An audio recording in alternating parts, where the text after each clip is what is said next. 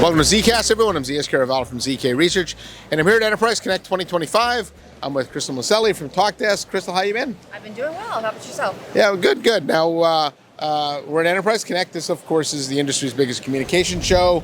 AI is all a buzz here, and of course, Talkdesk has been involved with AI in CX for quite a while. But before we get into some of the recent announcements, where are your customers' heads at with AI? What are they thinking about? What do they want to do with it? So, when customers come to us looking for do something with AI, they're usually being told that they need to optimize their resources.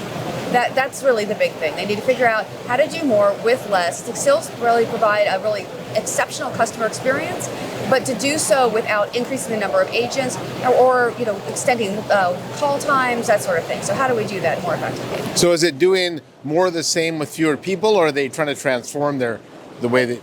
That's a great question. A lot of them are trying to figure out how do we actually be more proactive, go outbound with our dialogues, use the contact center as a revenue generator rather than as a cost center. Oh yeah. And so that's another way that AI is being used. Yeah, that's a big change though, right? It's the agents that work there haven't really been in that revenue generating role before. It's a natural evolution though. If they're able to give the time to the conversation with the customer, then they discover things like opportunities to advance new products. But if they don't have that time because they're dealing with a huge volume of calls, that's where AI can really come in and take some of that burden off. Okay, got it. Now, at the show, you made a number of announcements, I guess let's go through them in order. So the first one was called Talkdesk After Hours. Yes. And that sounds like a cool name. What is that? So we're super excited about Talkdesk After Hours. It allows even small companies to have a 24-hour multilingual operation with the ability for you to be able to call in and have a conversation in natural language with a receptionist, essentially, that will then either direct you to the information that you're looking for or capture your details so we're called back when hours are open. And where does it get that information from? From knowledge documents that you create and curate that are fed into the system. And so it's able to read those and then have that really natural AI-driven dialogue that's very friendly, on tone for your business and brand. And so what I like about that announcement is it seems like it's a very low-risk way of getting your feet with AI. If, for instance, if you had an AI agent trying to sell somebody something or process a return and it made a mistake, the customer might get upset. With the receptionist role, if it gets the hours wrong or something like that, somebody might be annoyed, but ultimately the risk reward there doesn't seem like it's all that high, right? It's a good place to experiment with. Yeah, to dip your toes in and start to use AI and start to see the power of it. But I think people are going to rapidly realize that the power is not just in taking the call or setting a call back. But in fully automating some of the low-hanging fruit use cases so that the agents could be focused on generating revenue or the more complex issues. Yeah, and actually I was talking with the channel partner about this, that since companies have had this return to work initiative, but obviously there's fewer people going in the office, and because of that, a lot of organizations have been hesitant to rehire the receptionist role. So it seems like the after hours product actually really hits the market where it needs to be today. Yeah. And even that receptionist would probably only work 8 to 5. Yeah. Right? Now it's 24/7. Yeah, this is 24/7, always open. So just because your people aren't in the office doesn't mean that you can't run a fully an operation at scale that can compete with the bigger companies. I think about like small retailers, mom and pop shops. They're able to have the same scale of service that a large retailer might have. Yeah. So your second announcement, AI agents for voice. Talk about what that is. Yeah. So we announced our agentic AI platform back in October, and we offered it initially for digital. So it was the ability to engage with a digital chatbot that would have agency, that would be able to not just determine what you want and then route you to where you need to go, but to actually act upon that, to determine what activity do you need to perform, and then to go help you perform that for you. We are now extending that to voice, and so voice is the way that people want to communicate. We can do that now in 59 languages. You can change languages in the middle of the conversation, actually. Actually, I saw your demo. That was pretty interesting. Being able to right in the middle of the conversation. But it truly is like talking to somebody who's multilingual and able to pivot from language to language. And I think, to me, what's really interesting about that is a lot of the early uses of AI was about having a co-pilot, right? Having somebody to assist you.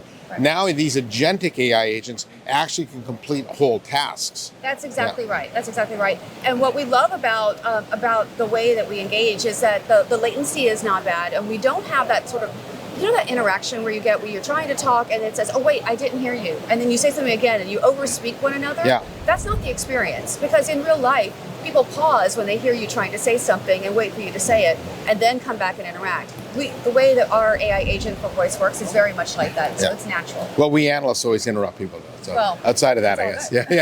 Yeah. And you had one more, right? Yes, we have our knowledge creator offering. We're very excited about that too. Yeah, I really like that one. Yeah. So one of the things that's the biggest limiter for AI adoption is you have to have a knowledge base on which to train, with which to train the AI. But as we all know, we've known from decades and decades of trying to manage knowledge, that's the last thing that anyone spends time on. It's not maintained, it gets out of date, it's a really and it's very manually intensive. People often shortcut the processes in order to update things. Like, how many people do you know really sit and put good CRM records in? Yeah. Nobody has the time for that. It's the last thing that gets done. And so what the knowledge creator actually does is it trolls all of your structured and your unstructured data, your call transcripts, as well as your SharePoint sites and your knowledge articles. And it suggests that this might be the most impactful knowledge that you could publish right now that could be used by your autopilots, by your co-pilots, by your agents directly. And it just services that and lets you approve it, so it goes through guardrails, so it's not completely rogue. But it does that hard work for you. Yeah, and actually I wanted to ask you about guardrails, even in your other products. What's your approach to that? How do you help companies understand, what is okay for your agentic agent or your after hours agent to be able to say and what not to say? So that's really under the control of each company, but what we do is we make it really easy to manage that with our AI trainer, which allows you to have a human in the loop, but it uses AI to surface things that maybe didn't have the best reaction. One of our biggest innovations of last year was Mood Insights, which detects when a customer goes from frustrated to joyful or the reverse, and then it looks at, okay, what happened during that course of that interaction, and then makes recommendations. And so those recommendations can be fed into our trainer as well. So you can say, you know what, we want the interactions that go to joyful and that actually meaningfully were closed in the right amount of time, solve the customer's problem. How do we do that with AI? And then how do we do that in a way that doesn't have bias, that doesn't have anything that's off-brand for us, and then gives you those to surface and look and train for. All right. So thanks for the update on products. I got a question though. So as we look ahead to the rest of the year, is 2025 going to be the year of AI in CX? Is it the year of kicking the tires? Is it the year of, oh my God, I made a mistake, I got to go back to doing things the old way? Where do we pan out by the end of the year? My prediction is that this year AI is going to be fully adopted. We're going to start to see value from it. I think from our own revenue numbers, I can tell you it's skyrocketed in the past 6 months. People are actually adopting, they're seeing value. Our customer stories are coming out of the woodwork about how much value they're getting. So people are actually implementing in production at this point, and I expect that to continue. Okay, and then what's next for you guys? Can you share a little bit of the roadmap? I don't want you to get in trouble. I think it's no secret that we've been on the road to really specializing for industries. We're going to go deeper. We've already got a lot of great partnerships with Epic, for example, for healthcare, with BigCommerce, with Shopify, with C2 for finance. We're going to go deeper in those integrations and continue to offer agentic AI offerings for industries and maybe more industries. Yeah, I know you've been big in industries. I think that's important. So anything else you want to add? No, I appreciate you taking time with me. Yeah, so a bunch of AI stuff announced, making it easier, but you got to have the guardrails in place. Guardrails are important. Yeah, guardrails. That's the single biggest limiter to AI adoption. There's no reason for it if we make it easy. All right. Well, appreciate the update and your thoughts on AI. So on behalf of Crystal Miceli from Talkdesk, I'm Zias Caraval from ZK Research, saying thanks for watching. Hit that subscribe button, give us a like, and I'll see you next time on the next episode of ZKast. Thanks, Crystal.